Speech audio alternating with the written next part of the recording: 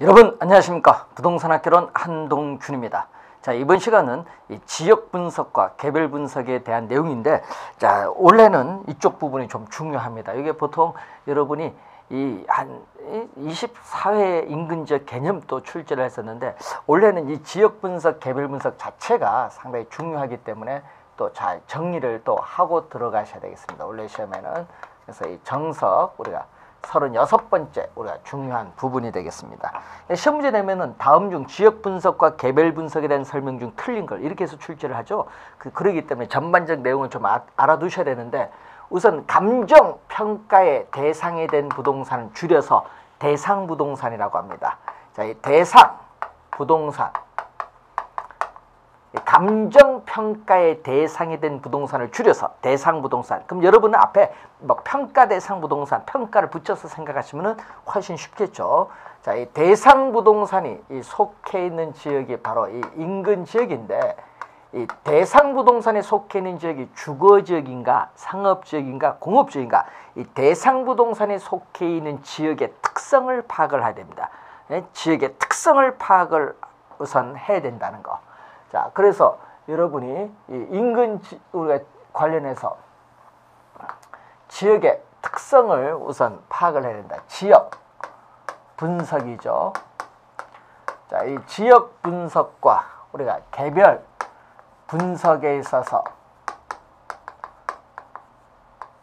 우선은 지역의 특성을 파악을 해야 됩니다.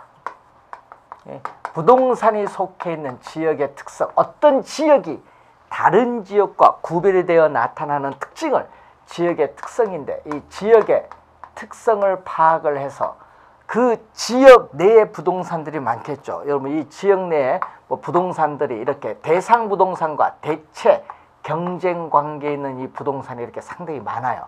이 지역의 특성을 파악해서 그 지역 내에 우리가 부동산들에 있어서의 표준적인 사용, 이 표준적 사용은 그 지역의 특성에 의한 일반적이고 평균적인 이용 방법을 말합니다. 이 표준적 사용의 형상과 장래의 동향을 명백히 해요. 이 지역 내 부동산들의 이 가격을 평균한 값, 이 가격을 평균한 값을 가격 수준이라고 하는데, 이 가격 수준을 판정하는 작업을 바로 우리는 지역 분석이다. 자, 이 가격 수준 또는 가치 수준을 판정한다. 이렇게 보시면 되고, 표준적 사용 가격 수준 또는 가격 수준 또는 가치 수준, 뭐 같은 말입니다. 자, 의가 되겠죠. 자, 의, 시험에 의는 자주 출제를 합니다. 의 잘 알아두시고요. 이 성립 근거. 자, 성립 근거로서는 이 부동성에 근거를 하죠. 부동성. 위치가 고정됐기 때문에 지역 분석을 해야 될 필요성을 제기하죠. 이 성립 근거로서 또 이 절차상 우리가 선후 우리가 관계가 있죠. 자, 지역 분석이 먼저 이루어집니다. 선행 분석. 이 지역 분석을 먼저 하고 나서 개별 분석이 이루어지기 때문에 지역 분석이 선행 분석이라면 개별 분석은 후행 분석이 되겠습니다. 자, 그리고 이 분석 대상 범위를 보면은, 자, 분석 대상 범위를 보면은 이 지역 전체를 대상으로 하죠. 자, 이 지역 전체를 우리가 대상으로 합니다. 그렇기 때문에 우리는 이 거시적, 넓은 의미, 거시적이고 또 전체적, 광역적인 그러한 분석이다. 이렇게 보시면 되겠죠. 자, 여기서 관련 가격 원칙으로서는, 관련 있는 가격의 원칙으로서는 이 부동산이 그 부동산을 둘러싼 우리가 외부 환경에 적합해야 된다는 이 적합의 원칙과 또 관련이 있습니다. 자, 이 지역 분석에 관련된 내용인데, 자, 280페이지에 위에서 세 번째 보시면은 우리가 대상 부동산이 어떤 지역에 속해 있느냐, 이 용도성을 파악을 하겠죠. 주거 지역이냐, 상업 지역이냐, 공업 지역이냐, 용도성을 파악하고 그 지역의 특성은 무엇인가, 그리고 그 특성은 지역 내 부동산 가격 형성의 전반적인 우리가 어떤 영향을 미치고 있는가를 분석하는 게 우리는 바로 지역 분석이다. 이렇게 보시면 되겠습니다. 자, 이 지역 분석의 목적을 보게 되면은 우리가 대상 부동산에 속해 있는 지역의 표준적 사용과 장래 동향을 명백히 함으로써 최유효 이용의 판정 방향을 우리가 제시를 해주죠. 자, 그리고 우리가 사례 수집에 있어서 인근 지역, 유사 지역, 동일 수급권 등 이 사례 자료 수집의 범위를 명백히 하고자 하는데 우리가 지역 분석에 있어서의 목적이 있습니다. 자, 지역 분석의 목적 한번 확인해 보시기 바라고요. 자, 그리고 밑에서 이제 281페이지 밑에서 8번째 보면은 표준적 사용이죠. 이 대상 부동산이 속한 인근 지역에 속하는 이 개별 부동산의 최선의 이용, 최유효 이용의 집약적이고 평균적인 사용 방법이 바로 표준적 사용이고, 밑에서 네 번째 가격 수준이죠. 이 개개의 부동산 가격이 아니라 지역 내 부동산들의 가격을 평균한 값을 가격 수준이다. 이 개념 알아두시면 되겠습니다. 자, 여러분 교재 283페이지에 지역 분석의 대상 지역으로서 인근 지역의 개념이 나오죠. 자, 이 감정평가에 관한 규칙 제2조 13호에 보면은 인근 지역이란 이 감정평가의 대상이 된 부동산, 이 대상 부동산이 속한 지역, 속한 밑줄 그어야겠죠. 속한 지역으로서 부동산의 이용이 동질적이고 가치 형성 요인 중 지역 요인을 공유하는 지역을 인근 지역이다. 자, 시험 문제는 또 이 개념을 또 자주 출제를 하죠. 여러분 인근 지역 개념 24회 시험에 또 출제를 했었죠. 11회 시험에도 출제를 했고 24회 시험도 출제하고 시험에 많이 출제가 되는 개념입니다.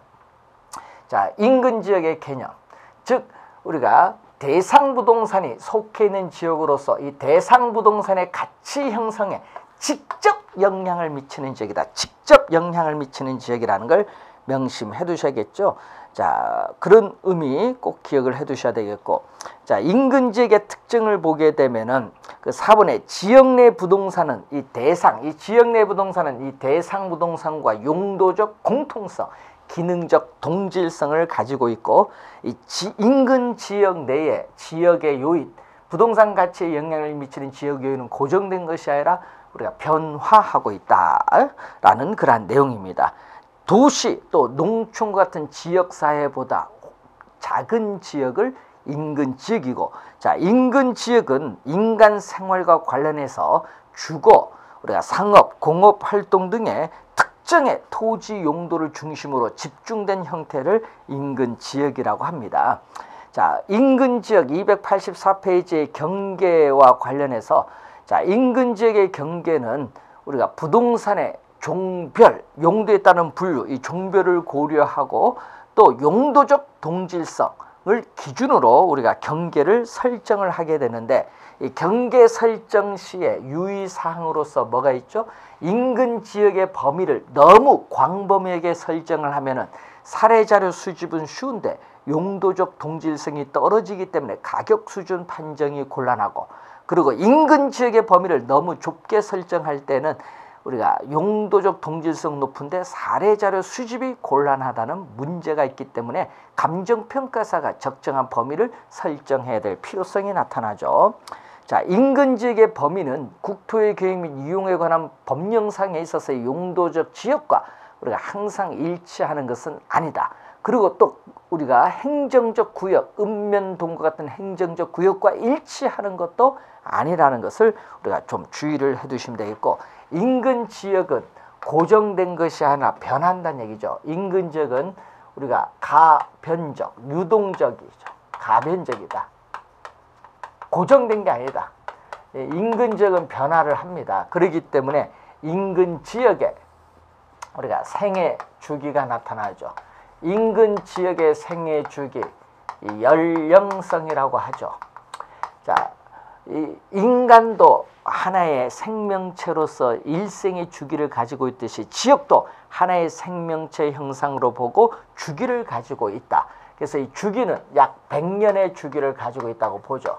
그래서 여러분 지역의 성장과 쇠퇴의 과정, 이 성쇠의 과정을 성장과 쇠퇴의 과정을 생태학적인 측면에서 우리가 파악을 하죠. 이 생태학적인 측면에서 파악을 해서 각 국면의 단계에서 나타나는 공통적인 형상의 특징을 설명하고자 하는 이론이 인근지역의 생애주기입니다. 그래서 이 전제 조건으로서는 지역의 동질성이 있어야 됩니다. 그리고 하나의 우리가 종합개발계획, 하나의 개발계획을 가지고 우리가 동시적 개발을 한다는 것을 전제로 한다라는 그러한 내용입니다. 자, 그리고 여러분이 성장기가 나오죠.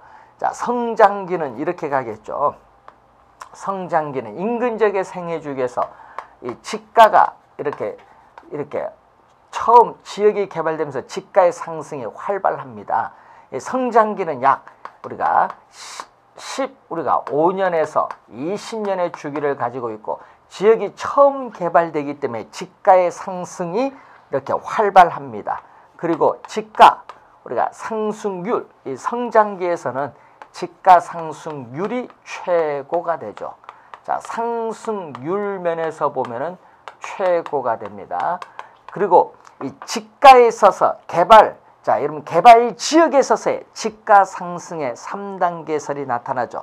개발사업 계획 단계, 개발사업 착수 단계, 개발사업 완공 단계 3번 지가가 오른다는 거죠. 지가 상승의 3단계설이 나타나고 있고 또 처음 개발이 이루어지게 되면은 좀 더 유리한 위치에서 우리가 입지 공간을 차지하고자 하는 이 입지 경쟁이 가장 치열하게 나타나는 국면이 성장기고 또 젊고 교육 수준이 높은 입주민들이 활발하게 이주에 들어온 국면이 성장기입니다. 이 성장기.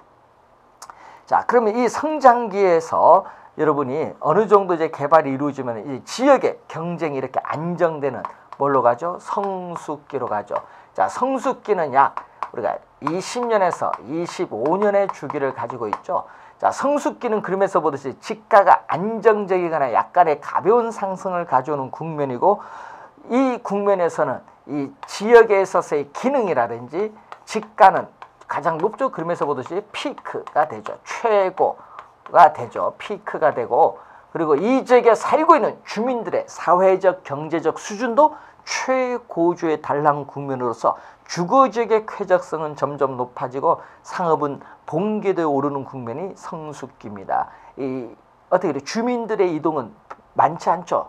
정체가 되어 있는 국면이고 자, 이제 한 4, 50년 정도 지나면 지역이 쇠퇴합니다. 건물이 노후 단계에 들어가는 건물로 보면은 물리적 기능적 상태가 급격하게 악화되는 노후 단계에 들어가는 쇠퇴기 국면에 접어들죠. 자, 쇠퇴기 국면에서는 건물이 노후 단계에 있기 때문에 경제적 내용연수가 경과하는 국면이다. 그래서 여러분이 이 경제적 내용연수, 건물에 있어서의 이 경제적 내용연수가 우리가 경과하는 국면입니다. 그리고 이 지역에서는 주거 환경이 악화되니까 소득이 높은 고소득층 주거 환경이 좋은 지역으로 이사를 가고 이 지역에는 한 단계 낮은 수준의 주민들이 입주에 들어오는 하향 여가, 이 하향 여가가 처음으로 나타나기 시작하는 국면이 쇠퇴기입니다. 그리고 쇠퇴기 초기, 중기, 말기가 있는데 이 쇠퇴기의 말기에 가서는 우리가 재건축 위한 재개발의 필요성이 강조되는 국면이 쇠퇴기의 말기에 나타나죠. 그럼 쇠퇴기의 말기에 재개발이 이루어지게 되면은 노후화된 건물을 철거해서 새 건물로 교체되면서 지역의 면모가 달라지는 성장기로 다시 우리가 변동하면서 지가도 다시 상승이 활발해집니다. 자, 그렇기 때문에 이 쇠퇴기의 말기에 재개발이 이루어지면 성장기로 변동을 하기 때문에 다시 뭐가 나오죠? 상향 여가가 활발해지게 되겠죠. 성장기에서 상향 여가가 활발해집니다. 자, 그렇기 때문에 쇠퇴기의 말기에 재개발이 이루어지면 성장기 변동으로 가기 때문에 이 뒤에 천위기 국면과 악화기 국면은 나타나지 않을 수도 있다는 거죠. 만약에 쇠퇴기 말기에 재개발이 안 되면 주거 환경이 악화되면서 천위기, 과도기 국면으로 진입하죠. 그래서 천위기 국면의 초기에 재개발 움직임이 나타날 수도 있다는 거죠.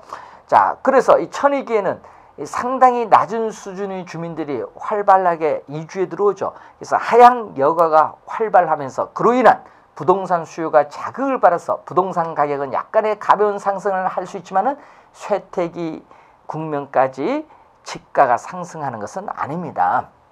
자, 여러분 천이기에서 주거 환경이 계속 악화되면은 슬럼화가 되기 전 단계인 악화기죠. 악화기는 슬럼화가 되기 전 단계의 국면으로서 건물에 있어서의 물리적 내용연수가 다 됐어요. 이 건물의 물리적 내용연수가 우리가 만료가 되었기 때문에 주택 건물 소유주에서 포기되는 국면입니다. 그래서 악화기의 말기로 가면 점점 우리는 불량주택이 거주하는 뭐가 형성되죠? 슬럼 지역이 형성이 되겠죠. 자, 이 내용 인근 지역의 생애 주기에 대한 그러한 내용을 살펴봤습니다. 자, 여러분 교재 280 우리가 6페이지에 유사지역이죠.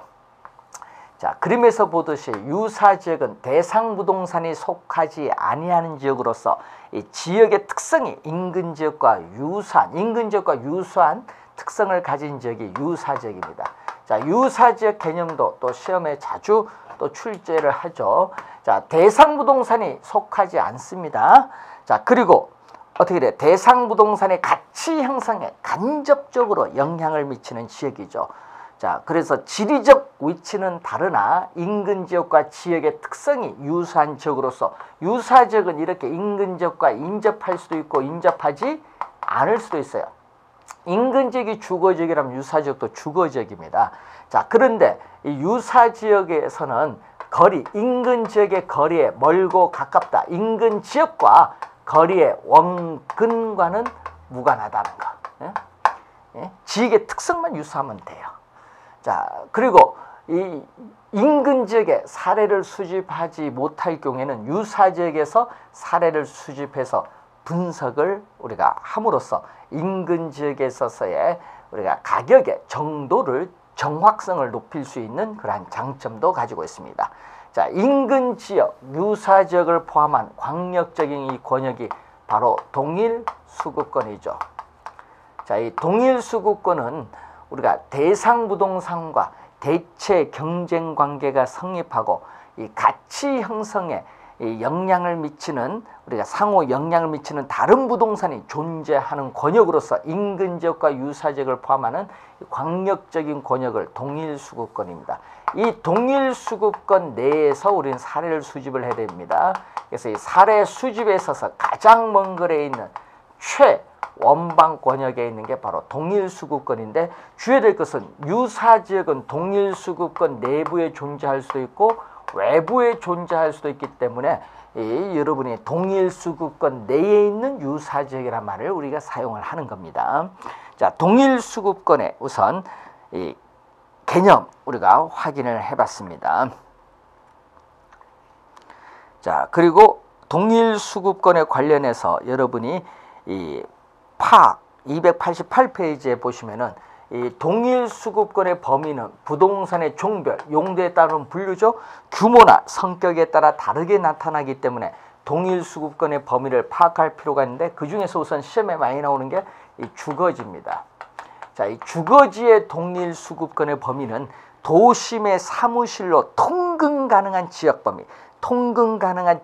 범위와 거의 일치하는 경향이 있죠. 자, 그런데 지역의 명성이나 선호도, 품위 등에 따라서는 이 주거지의 동일 수급권의 범위는 보다 좁아지기도 한다. 예를 들어서 소문난 고급 주택 지역은 대체할 수 있는 지역이 없기 때문에 이 주거지의 동일 수급권의 범위는 보다 좁아지기도 하고 또 교통체계의 발달로 인해서 전철이 연장되면 주거지의 동일 수급권도 확대될 수도 있습니다. 자, 그리고 상업지는 고객이 존재하는 배후지로부터 우리가 얻을 수 있는 상업의 이 동일한 상업 수익에 관한 대체할 수 있는 지역 범위와 일치하는 경향이 있는데, 자, 이 백화점과 같은 고도 상업지는 보통 상업지 범위보다 고객이 더 먼 거리에서 자주 오기 때문에 고도 상업지의 동일 수급권의 범위는 훨씬 넓은 지역을 기반으로 하고 있다는 것. 자, 공업지의 동일 수급권의 범위는 이 제품의 생산에 있어서 우리가 효율성, 비용면의 경제성 등에 관한 대체할 수 있는 지역 범위와 일치하는 경향이 있습니다. 그래서 여러분 소비지, 시장 지향형 입지인가 또는 원료 지향형 입지 산업인가에 따라 달라지겠지만은 최근에는 도로교통수단의 발달로 인해서 우리가 공업지의 동일 수급권의 범위는 전국적인 경우가 될 수도 있다는 겁니다. 자, 농지나 산지, 농지는 농업 경영 주체, 산지는 임업 경영 주체가 본인이 직접 생산 활동을 할 수 있는 지역 범위와 일치하는 경향이 있고요. 자, 시험에는 또 후보지 이행지가 많이 나오죠. 후보지는 우리가 용도 지역의 전환이고 이행지는 이행인데 후보지 이행지일 경우에는 전환 이행 후 우리가 용도적 지역과 일치하는 경향이 있죠. 전환 이행이 될 것이라고 예상되어지는 우리가 용도적 지역과 일치하는 경향이 있는데 문제는 이 후보지 이행지와 관련해서 이 성숙도가 낮은 경우, 자, 성숙도가 낮다는 것은 전환 이행이 완만하다. 자, 성숙도가 낮은 경우라는 것은 전환 이행이 우리가 완만한 경우에는 전환 전 또는 이행 전, 이 전환 이행 전에 용도적 지역과 일치하는 경향이 있다라는 그런 내용이죠. 자, 시험에 또 우리가 자주 출제되는 지문이 되겠습니다. 자, 이렇게 해서 동일 수급권의 범위를 파악하는 내용을 우리가 확인을 했고요. 289페이지로 가시면은 이 개별 분석이 나오죠. 자, 이 대상, 감정평가의 대상이 된 부동산이 대상 부동산입니다. 자, 이 대상 부동산에 있어서의 이 개별 요인을 분석하는 거죠. 여러분, 지역 분석은 이 부동산 가치 형성에 전반적인 영향을 미치는 지역 요인에 대한 분석이라면은 개별 분석은 이 대상 부동산, 감정평가 대상 부동산의 개별 요인을 분석을 하는 거죠. 자, 이 개별 요인을 분석함으로써 우리는 대상 부동산의 최고, 최선의 이용, 우리가 최유효 이용을 판정을 합니다. 최유효 이용을 판정을 해서 우리가 구체적으로 가격, 가치가 얼마 되냐, 이 구체적으로 우리가 가격, 이 가치를 우리가 구하는 것을 목적으로 하죠. 그래서 여러분 여기 최유효 이용, 이 가치인데 이 최유효 이용은 이 표준적 사용을 지표로 해서 결정되는 피결정성을 가지고 있습니다. 그래서 이 지역의 특성에 제약하에 개별 분석이 이루어지기 때문에 지역 분석이 선행 분석이라면 개별 분석은 후행 분석이다. 자, 그리고 토지의 특성 중 개별성에 근거해서 개별 요인 분석이 이루어지고 또 우리가 최유효 이용 판정과 관련해서 또 용도의 다양성을 또 근거로 하죠. 자, 그리고 대상 부동산을 대상으로 하는 거죠. 여기는 자, 대상 부동산을 우리가 대상으로 합니다. 그러니까 대상 부동산 하나죠. 예. 여기는 지역 전체지만 지역 분석은 지역 전체를 대상으로 하지만은 여기는 대상 부동산을 대상으로 합니다. 자, 이 대상 부동산을 대상으로 하기 때문에 이 미시적이고 하나의 부동산 미시적이고 전체에 대한 부분 분석이고 구체적으로 나타나는 분석이 되겠죠. 자, 내부 구성 요소 간의 결합에 있어서 균형을 이루어야 된다는 균형의 원칙을 근거로 해서 나타나는데, 자, 이 관련된 내용에서 보통 이 오른쪽 표에서 보통 두세 지문, 또 여기서 두세 지문을 묶어서 하나의 문제로서 우리가 출제를 많이 하고 있기 때문에 잘 확인을 해 두셔야 되는 그런 부분이 되겠습니다. 자, 여러분 교재 292페이지 가시면은 감정평가의 3방식의 기초가 나오죠. 자, 이 고전학파에 보면은 자, 이 고전학파는 1776년에서 약 1870년 사이에 이 시기인데 이 고전학파에 있어서의 생산비 가치설이 나오죠. 자, 이 생산비가 재화의 가치를 결정합니다. 이 생산비가 재화의 가치를 결정하는데 이 생산비는 토지에 노동 한 사람 두 사람 투입을 했기 때문에 노동가치설인데 이 노동은 셀 수 있기 때문에 이 생산비 가치설을 우리는 객관적 가치설이라고 해요. 자, 이 생산비가 재화의 가치를 결정을 합니다. 그렇기 때문에 우리가 어떤 이론이죠? 우리가 어느 정도의 비용을 투입을 해서 생산된 재화인가, 이 비용성의 원리를 근거로 합니다. 자, 이 비용성의 원리를 근거로 하고 또 어느 가격, 우리는 공급 측면, 생산비는 공급 측면이기 때문에 공급자 가격의 성격을 가지고 나타난 방식이 우리는 원가 방식이죠. 자, 원가 방식에서 우리는 가액을 구하는 원가법, 임대료를 구하는 적산법 두 가지가 나오는데, 자, 원가법에서 구한 가액을 우리는 적산 가액 또는 복성 가액이라고 하고, 적산법에서 구한 임대료를 우리는 적산 임대료라고 하죠. 자, 1870년에 오스트리아 경제학자를 중심으로 공급 측면에 의해서 가격이 결정되는 것이 아니라 수요 측면을 강조하는 한계 효용학파가 우리가 1870년에 우리가 나타나기 시작을 해요. 이 1870년에. 그래서 이 한계 효용학파를 그래서 오스트리아 학파라고 하는데, 한계 효용학파에 있어서의 한계 효용 가치설. 자, 여러분, 효용이라는 것은 상품을 소비함으로써 얻는 만족이 효용인데, 한계 효용이라는 것은 상품을 하나 더 소비할 때 소비자의 총 만족 효용이 얼마만큼 변하느냐, 이 한계 효용의 크기, 이 한계 효용의 크기가 재화의 가치를 결정한다는 한계 효용 가치설이죠. 상품을 소비함으로써 얻는 만족은 사람마다 다르기 때문에 여기는 주관적, 한계 효용 가치설을 주관적 가치설이라고 하죠.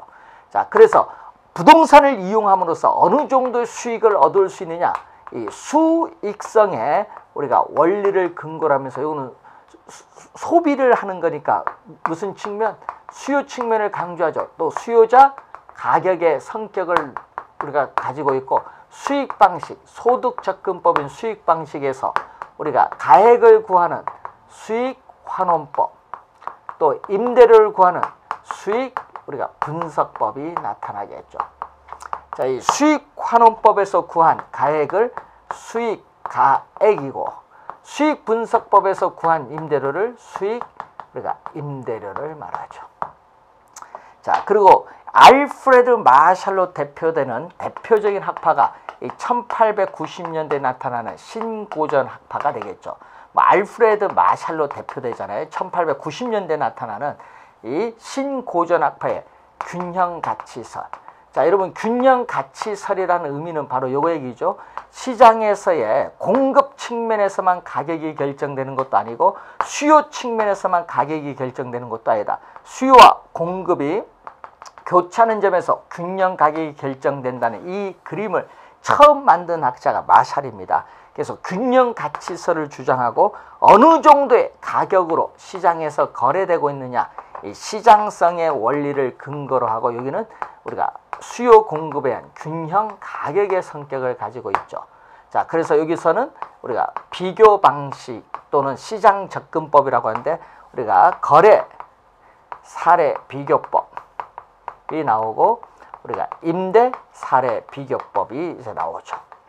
자, 이 거래 사례 비교법에 의해서 구한 가액을 비준 가액 또는 유추 가액이라고도 해요. 비준 가액, 유추 가액이라고 하고, 임대 사례 비교법에서 구한 임대료를 비준 임대료라고 하죠. 자, 그런데 주의해야 될 것은 여기서 거래 사례 비교법에서 비교 방식에서 이 토지를 따로 떼서, 자, 우리 감정평가에 관한 규칙 제14조 1항을 보면은 감정평가업자는 토지를 감정평가할 때에 우리는 공시지가 기준법을 적용하여야 한다. 공시지가 기준법이라는 게 하나 생겼어요. 그래서 24회 2년 전 작년 계속 여기서 출제하고 있죠. 자, 공시지가 기준법에서 24회 25회 2년 연속 출제하고 있어요. 자, 공시지가 기준법이 하나 들어왔다는 걸 염두에 두셔야 됩니다. 특히 토지죠. 토지를 감정평가할 때. 자, 이때 재화의 경제적 가치를 판단할 때는 비용성, 수익성, 시장성의 세 가지 측면을 고찰을 해야 되는데, 이것을 우리는 가치 또는 가격, 가치의 삼면성 또는 가격의 삼면성인데, 이러한 가격의 삼면성은 원가 방식, 수익 방식, 비교 방식, 이 평가의 3방식의 성립의 근거가 된다는 것을 우선 여러분이 기억을 해 두셔야 될 부분이 되겠습니다. 자, 여러분 교재에 295페이지에 시산가액의 조정이 나오는데, 시산가액은 이 감정평가의 3방식을 적용함으로써 구한 개개의 가액인 적산가액, 수익가액, 비중가액을 시산가액인데, 이 시산가액은 최종적인 감정평가 가액을 구하기 위한 우리가 중간 과정으로서의 시산적 의미를 가지기 때문에 시산가격을 조정해야 될 필요성이 있어요. 그래서 이 시산가격 조정은 이 감정평가의 3방식을 적용함으로써 구한 개개의 가액을 상호 관련시켜 재검토함으로써 시산가액의 격차를 축소시켜 나가는 작업을 시산가격의 조정이라고 하는데, 그럼 이 조정에 있어서의 이론적 근거로서는 우리가 알프레드 마샬의 3면 등가성 이론이죠. 세 가지 면에서 본 가격은 같다.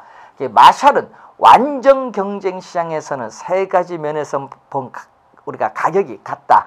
이 3면 등가성 이론을 주장을 합니다. 그렇지만 부동산 시장은 불안정 경쟁 시장이기 때문에 우리는 시산가액을 조정할 필요성이 우리가 나타난다. 시산가액 조정이 필요성이 나타난다는 거죠.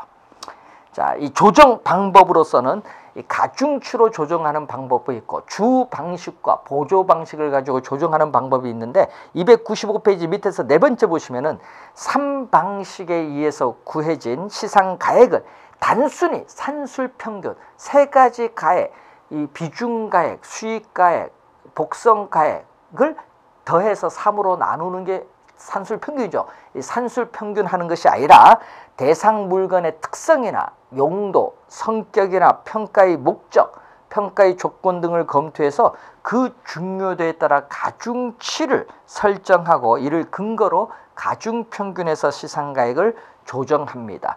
또 감정평가사가 가장 정확하다고 생각되는 한 가지 방법으로 가치를 구하여 다른 시산가액으로 검증하는 방법, 두 가지 방법으로 우리가 검증을 하고 있다, 조정하고 있다. 조정 방법 두 가지 기억을 해두시면 되겠습니다. 자, 그리고 296페이지에 알프레드 마샬의 3면 등가성 이론 나오니까 다시 한번 확인해 주시고, 우리가 다음 시간에는 평가의 3방식 중 원가 방식에 대해서 우리가 자세하게 살펴보도록 하겠습니다. 수고 많으셨습니다.